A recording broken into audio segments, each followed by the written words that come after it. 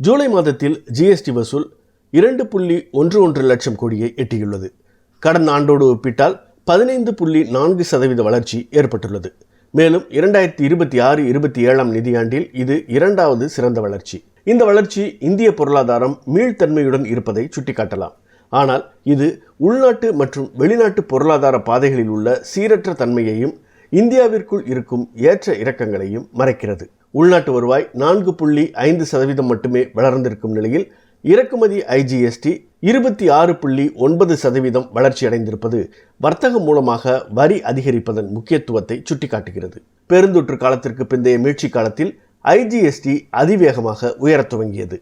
இது உலகளாவிய சரக்கு பணவீக்கம், மூலதன பொருட்களில் அதிக இறக்குமதி, ரூபாயின் மதிப்பிழப்பு ஆகியவற்றை சுட்டிக்காட்டுவதாக இருக்கிறது. கடந்த ஆண்டில் இந்திய ரூபாயின் மதிப்பு 10% முதல் 12% வரை சரிந்த நிலையில் இந்த சரிவு கச்சா எண்ணெய், எலக்ட்ரானிக்ஸ், இயந்திரங்கள், ரசாயனங்கள் ஆகியவற்றின் ரூபாய் மதிப்பிலான அடக்க விலையில் எதிரொலித்தது.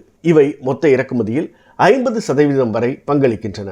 இதன் காரணமாக இறக்குமதி செலவு அதிகரித்தது. தங்கத்தின் இறக்குமதி அதிக ஐஜிஎஸ்டி வசூலுக்கு பங்களித்த போதிலும் இறக்குமதி 22% சரிந்ததால் விநியோகம் 6 ஆண்டுகளில் இல்லாத அளவுக்கு குறைந்தது. 5 ஆண்டுகளில் இல்லாத அளவுக்கு உற்பத்தி வளர்ச்சி குறைவாக இருப்பதாக HSBCயின் உற்பத்தி BMI குறியீடு சுட்டிக்காட்டுகிறது. இந்த பின்னணியில் உள்நாட்டு வருவாயில் ஏற்பட்டிருக்கும் வளர்ச்சி எப்படி நிகழ்ந்தது என்பதை மொத்த விலை பணவீக்கம் விளக்குகிறது. அதாவது உற்பத்தி நிலையில் கடந்த ஆண்டின் இதே காலத்தில் 1.52% இருந்த பணவீக்கம் இந்த ஜூன் மாதத்தில் 7.18% உயர்ந்துள்ளது. சேவைத்துறை 53 மாதங்களில் மிக மெதுவான வளர்ச்சியை கண்டுள்ளது. ரியல் எஸ்டேட் மற்றும் வணிக சேவை கட்டணங்கள் வலுவாக உயர்ந்துள்ளன.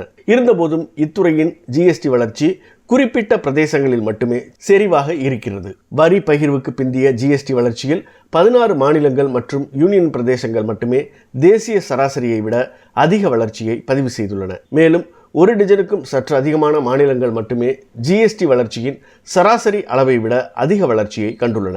இது நிதித்துறையின் தற்போதைய நிலையையும் ஜிஎஸ்டி வரி பயணிக்கும் பாதை மேடு பள்ளங்கள் நிறைந்ததாக மாறுவதையும் காட்டுகிறது.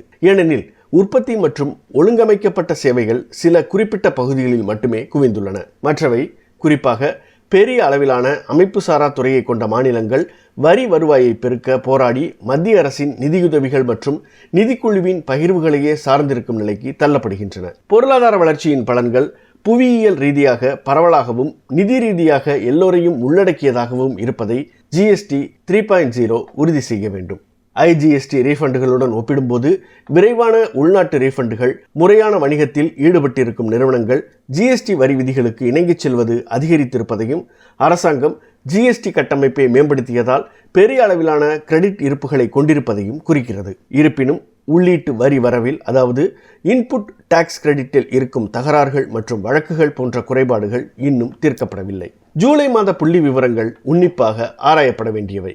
ஏனெனில் ஒரு ஆரோக்கியமான ஜிஎஸ்டி வளர்ச்சி என்பது அந்நிய செலாவணி விகித மாற்றத்தால் ஏற்படும் இறக்குமதி வரி அதிகரிப்பையோ அல்லது உள்ளூர் பணவீக்கத்தையோ சார்ந்திருக்காமல் உள்நாட்டு உற்பத்தி, வருமான உயர்வு, பரவலான நுகர்வு ஆகியவற்றை மட்டுமே பிரதிபலிக்க வேண்டும். ஜிஎஸ்டி கணக்குகளை இறக்குமதியால் கிடைத்த வரி வருவாயே தாங்கி பிடிப்பதால் மேக் இன் இந்தியா என்பது வெறும் பெருமிதமிக்க முழக்கமாக மட்டுமே எஞ்சியிருக்கும்.